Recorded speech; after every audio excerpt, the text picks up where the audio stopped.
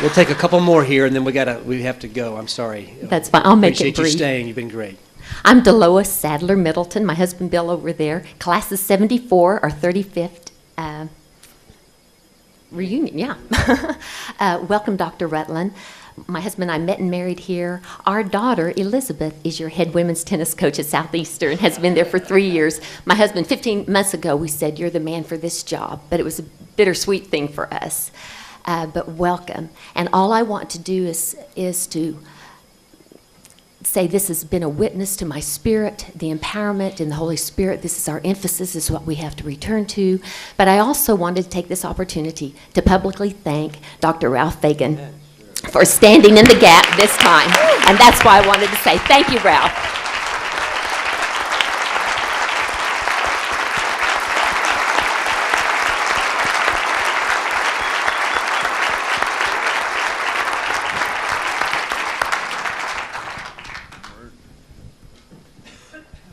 As a former student of yours, Dr. Fagan, I echo that same sentiment. But I'm from a class, from a period in the history of ORU that was one of the most controversial times that I can recall. From 78 to 81, so many things happened here that we were led to believe that we were family, but we weren't treated as family, and that hurt deeply. And a number of faculty and students left the university and never came back. And I remember OR, Chancellor Roberts, but we fondly called him OR because he was that precious to us as our president at that time, said that this is not a right that you come to ORU, it is a privilege. And you will bear the mark of ORU when you leave this place. And indeed we did. And only speaking for myself, I was ashamed of the appearance of that marking on me, because what I had experienced here, and the frustrations and the disappointments, and I hid the fact that I was from Oral Roberts University. I tried to abbreviate it. Well, I went to school at Oklahoma, or I went to ORU. He said, what's that? And I would just go on to the next topic of conversation. So there's a lot of alumni out there that, as we've already heard, are wounded, needing healing. And I haven't been back to Tulsa since I left it because of my own hurts, my own pain. But now I have a joy unspeakable and full of glory from the Lord through this time past, whereas now I feel like I've finally come home. And I feel the healing in me, and not just in myself, but also on this campus. That's what the Lord is doing in the deliverance, in the healing, in the raising up, in making this university renewed in every way, spiritually, financially, as that is being worked out. That a lot of alumni need to hear what's happening here, not just in the publications, not just in the mailers, but I recall, and this is my question, I wish all of my fellow alums could have been here this weekend. And there were some that I tried to encourage to come here in influencing them to come. But I remember years ago, President Roberts did something very innovative and courageous. He had a satellite broadcast covering the entire, I don't know if it was the entire globe, it was throughout the United States and maybe other parts, that brought everybody together. And that's what needs to happen especially among the alumni, to let them know that we are a family once again, and to let all of us know what's happening and how we can be a part of it, how we can be the ambassadors of this university that President Roberts talked about when we were just students many, many years ago.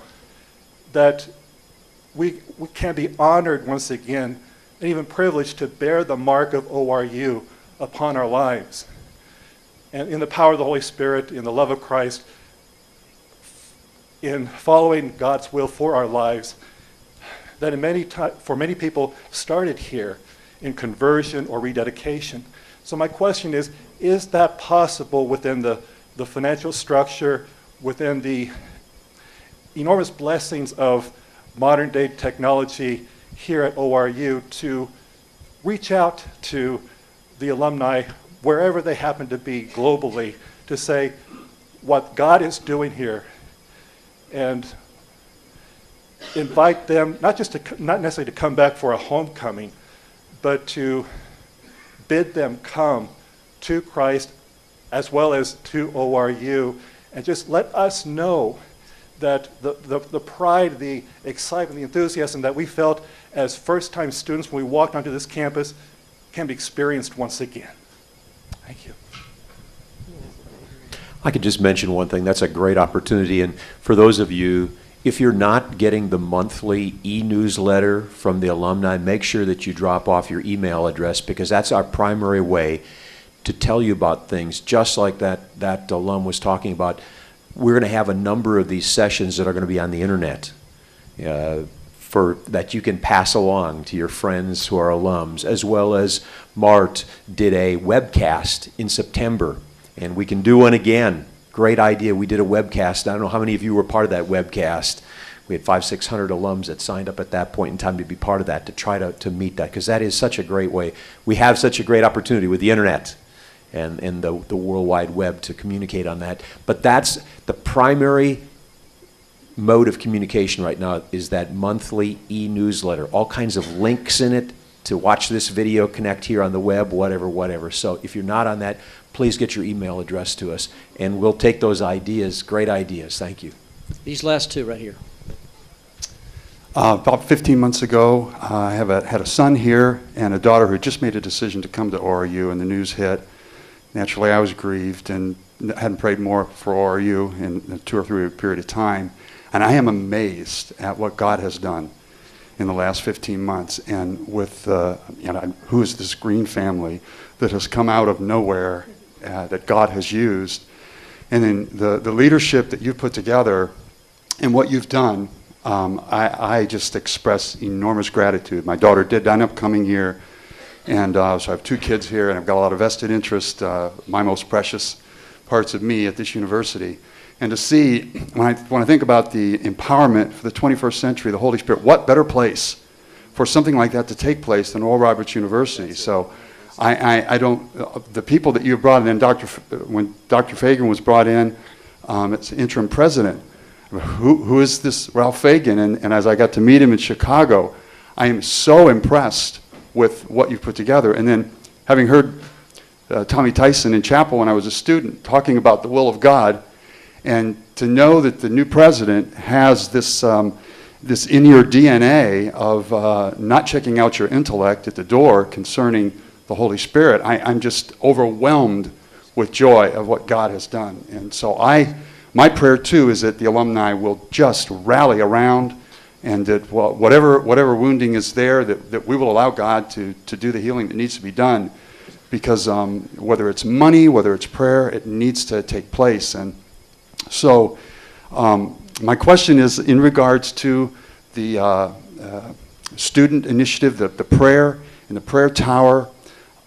My kids are most excited, and from what I gather, a lot of their friends are most excited about the idea of students coming together and praying and with something bigger and beyond their lives. This generation of kids, and I think as we played Jamie's talk today, it's so appropriate that would be what you would choose to project what we're all about, and it came right out of a student. And I think this generation has enormous creativity and ability if we can let them come together in a fashion of prayer, in a way to prayer of combining worship and prayer that they're excited about, the kind of prayer that God is doing with different groupings in the 24/7 prayer movement around the globe. And so if you could, and I'm sorry, with all the gratitude, I could ask the question much quicker, but I had to say what the other part first. But could you comment on where that is at, and how quickly we're going to be able to get the students in there praying and rallying around what we're all about? the dedication of the prayer room is at 3 o'clock this afternoon.